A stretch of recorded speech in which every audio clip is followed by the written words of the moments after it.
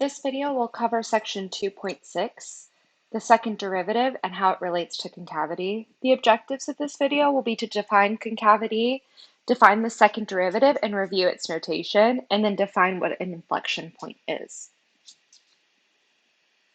Graphically, a function is concave up if its graph is curved with the opening upward, as in figure A, kind of like a smiley face if you were to draw two dots inside the curve.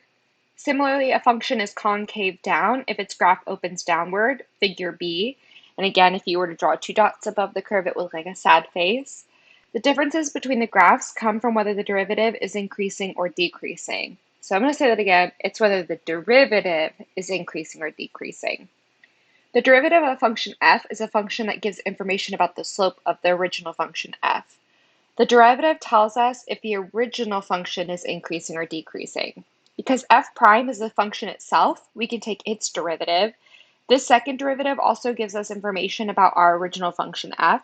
The second derivative tells us if the original function is concave up or concave down. If we let y equal f of x, the second derivative of f is the derivative of y prime. Using prime notation, we would say f double prime or y double prime. Using Leibniz notation, the second derivative written as d squared y over dx squared, and similarly if f is defined as a function of x. If the second derivative f prime is positive on an interval, then the original graph is concave up, and we say that f is increasing at an increasing rate. So if the function is increasing, then it's increasing at an increasing rate. If it's decreasing and the function has a second derivative that's positive, then it's decreasing at an increasing rate.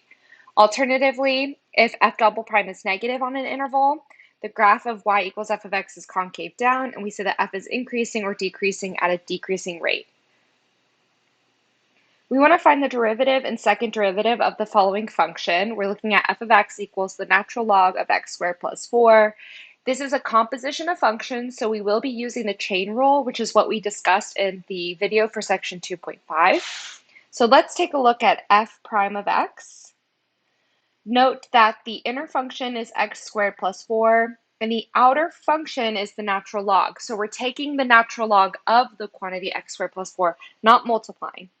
That's why we'll be using the chain rule. So the derivative of the outside is 1 over x squared plus 4, because the derivative of the natural log of x is 1 over x. That's just a reminder. So we've taken the derivative of the outside, kept the inside the same. The derivative of the inside is 2x using the power rule, and the derivative of 4 is 0. So to write this in the more simplified form for the first derivative, we're looking at 2x over x squared plus 4, and that cannot be simplified any further. That's just the first derivative. We're asked to also find the second derivative of the function.